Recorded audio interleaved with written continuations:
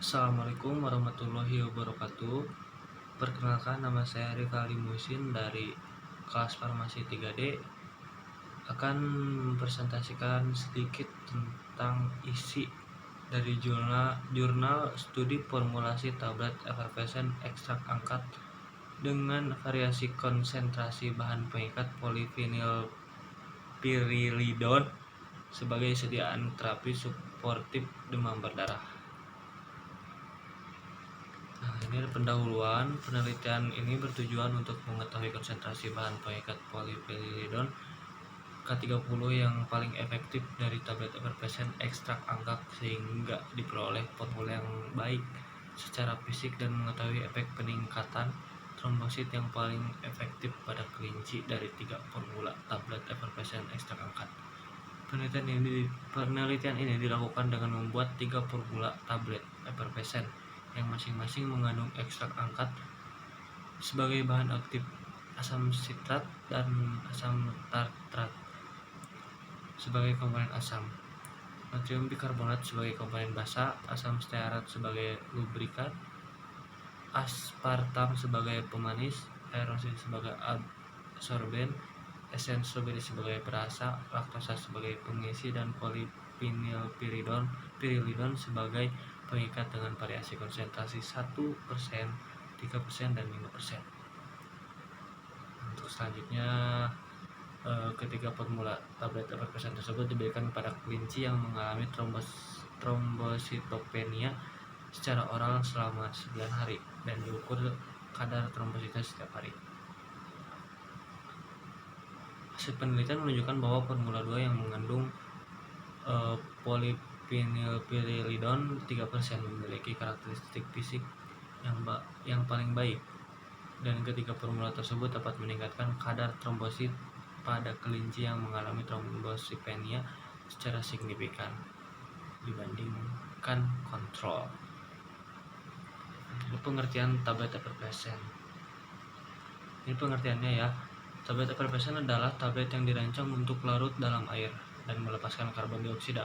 Tablet ini adalah produk kompresi bahan komponen dalam bentuk bubuk menjadi massa padat yang dikemas dalam kemasan blister atau dengan kemasan tertutup rapat dengan pengering yang dimasukkan di tutupnya.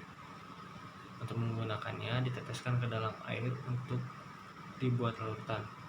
Bahan bubuk juga dikemas dan dijual sebagai bubuk efervescent atau dapat dibuat butiran dan dijual sebagai butiran berbuih. Umumnya bahan bubuk terlebih dahulu digranulasi sebelum dibuat tablet. Penjelasan penyakit demam berdarah. Nah, ini ada penjelasannya dari penyakit demam berdarah tersendiri. Penyakit demam berdarah dengue atau yang lebih dikenal dengan singkatan DBD adalah penyakit penular yang disebabkan oleh virus dengue dan merupakan vektor borne disease atau ditularkan melalui vektor, yaitu nyamuk Aedes aegypti. Penyakit ini merupakan salah satu masalah kesehatan yang utama karena dapat menyerang semua golongan umur. Namun dalam dekade terakhir terlihat adanya kecenderungan kenaikan proporsi penderita DBD pada anak-anak dan menyebabkan kematian. WHO memperkirakan tiap tahunnya sebanyak 58.301 kasus DBD terjadi di Indonesia sejak 1 Januari hingga 30 April 2004. Dan 658 kematian yang mencakup 30 provinsi dan terjadi kejadian luar biasa. Nah, itulah pada 70 provinsi, yaitu menurut WHO ya. Selanjutnya ada metode penelitiannya, ada alat bahan. Nah, ini alatnya merupakan alat yang digunakan adalah uji kekerasan tablet Musanto, alat gelas, ayakan mesh nomor 14 dan nomor 16, batang pengaduk, hematologi analyzer, lemari pengering granul, mesin cetak tablet, mikropipet, pignometer ya 25 mili, stopwatch, timbangan analitik, dan timbangan dasar. Nah, bahan-bahannya merupakan angkap, asam sitrat, asam tartat, asam stearat, aspartam, aerosil, etanol 50%, esen stroberi, laktosa, larutan EDTA, natrium bikarbonat, polyphenylpyrrolidon, K30, suspensi chlorpenikol, dan kelinci. Ekstrak angkak sebanyak 500 gram. Angkak ekstraksi dengan menggunakan etanol 50% dengan pemanasan pada suhu 90 derajat Celcius selama 15 menit. Cairan penyari diuapkan dengan rotavapor dan dikeringkan dengan cara diangin-anginkan hingga diperoleh ekstrak kering. Pembuatan tablet effervescent ini dengan metode granulasi basah. Ekstrak angkak yang pertama, ekstrak angkak ditetesi etanol 96% secukupnya dan ditambahkan aerosol digerus hingga homogen. Ditambahkan asam sitrat, asam tartrat, aspartam, laktosa, dan natrium bikarbonat digerus hingga homogen.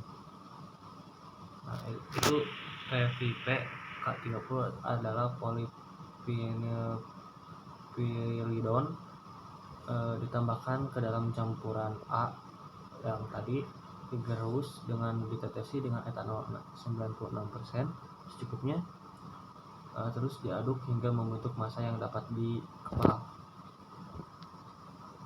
Yang ketiga, campuran diayak dengan ayakan mesh 14 kemudian dikeringkan dalam lemari pengering pada suhu 40 sampai 50 derajat Celcius selama 18 jam. Granul yang sudah kering diayak kembali dengan ayakan mesh 16 dan esen stroberi dan asam stearat ditambahkan ke dalam granul dan dihomogenkan. Yang kelima, dilakukan evaluasi granul. Granul yang telah dievaluasi menjadi tablet dan dilakukan uji evaluasi tablet. Nah, ini ada evaluasi tablet granul effervescent. Yang pertama ada uji kadar air, uji sudut istirahat, uji kecepatan alir, terus ada uji kerapatan curah, kerapatan mapat, dan porositas, dan yang terakhir ada kerapatan sejati ya. Nah, seterusnya ada evaluasinya. Ini ada uji keseragaman ukuran menurut Dirjen POM tahun 1979. 20 tablet diambil secara acak dan diukur diameter serta tebal masing-masing tablet dengan jangka sorong kecuali dinyatakan lain. Diameter tablet tidak lebih dari 3 kali dan tidak kurang dari 11/3 kali tebal tablet. Yang kedua ada uji keseragaman bobot menurut Dirjen POM tahun 1979. 20 tablet diambil secara acak dan dibersihkan dari debu, kemudian ditimbang satu persatu dan dihitung bobot rata-ratanya. Yang ketiga ada uji kekerasan tablet menurut Gennaro tahun 1998. Pengujian dilakukan terhadap 6 tablet dengan menggunakan alat uji kekerasan tablet atau Stoches. Tablet diletakkan di antara anvil dengan plat datar yang diam dan dijepit dengan memutar alat penekan. Angka yang ditunjukkan oleh jarum penunjuk pada skala dinyatakan sebagai titik nol. Alat penekan diputar sebagai tablet retak atau tablet pecah, dan angka pada skala dicatat. Syarat kekerasan tablet 6-12 kg. Yang keempat ada uji waktu melarut tablet effervescent menurut Dirjen POM tahun 1979. Alat ini terdiri atas sebuah gelas yang berisi air sebanyak 180 ml pada suhu 20 derajat Celcius dan sebuah alat penghitung waktu atau stopwatch. 2 buah tablet dimasukkan ke dalam gelas, kemudian stopwatch dinyalakan saat tablet dimasukkan ke dalam gelas sehingga tablet larut sempurna. Syarat melarut tablet effervescent adalah 2 tablet larut sempurna dalam 180 ml air pada suhu 17,5 derajat Celcius kurang lebih dalam waktu 5 menit. Nah, yang seterusnya ada pembahasannya. Dari pembahasan dari uji yang tadi, pembahasannya di sini. Ekstrak angkak diperoleh dari ekstraksi angkak dengan menggunakan pelarut etanol 50% dengan pemanasan pada suhu 90 derajat Celcius selama 15 menit. Pemanasan ini dilakukan dengan tujuan untuk mengurangi kadar sitrinin yang terdapat pada angkak, karena sitrinin dapat menyebabkan gangguan fungsi hati dan ginjal, menurut Bing Sui tahun 2005. Ekstrak angkak yang diperoleh selanjutnya diformulasi menjadi tablet efervescent. Tablet efervescent dibuat dengan pertimbangan bahwa sediaan efervescent mengandung gas karbonasi yang dapat menutupi rasa pahit dari angkak. Dalam pembuatan tablet efervescent diperlukan penanganan khusus dalam formulasi, karena adanya sejumlah air yang diabsorpsi oleh ekstrak dengan memicu pelepasan gas CO2 dari tablet. Pelepasan CO2 tersebut dari tablet harus dihindari karena dapat mengakibatkan hancurnya tablet. Ekstrak angkak diformulasi menjadi 3 formula dengan variasi konsentrasi bahan pengikat. Perbedaan konsentrasi bahan pengikat dimaksudkan untuk memperoleh formula yang memenuhi persyaratan farmaseutik. Selain bahan pengikat, formula ini juga mengandung komponen asam, basa, pengisi, pemanis, lubrikan, dan pengaroma. Ini dari kesimpulannya. Kesimpulan dari jurnal yang saya baca, pemberian tablet efervescent terus-menerus akan meningkatkan jumlah trombosit melebihi jumlah normal. Hal ini dapat dilihat dari jumlah trombosit pada hari ke-9. Hampir semua kelinci mengalami trombositosis, sehingga dapat dikatakan bahwa angkak dapat membantu mempercepat proses perbaikan sirkulasi, terutama pada perbaikan trombosit hewan uji yang mengalami trombositopenia. Selain meningkatkan jumlah trombosit dan fungsi makrofa, angkak dengan low vastaspenia juga dapat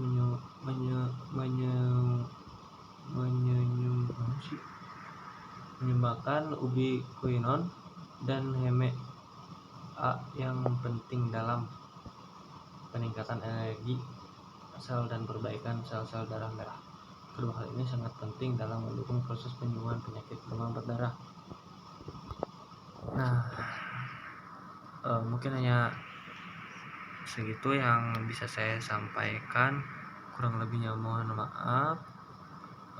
Terima kasih. Wassalamualaikum warahmatullahi wabarakatuh.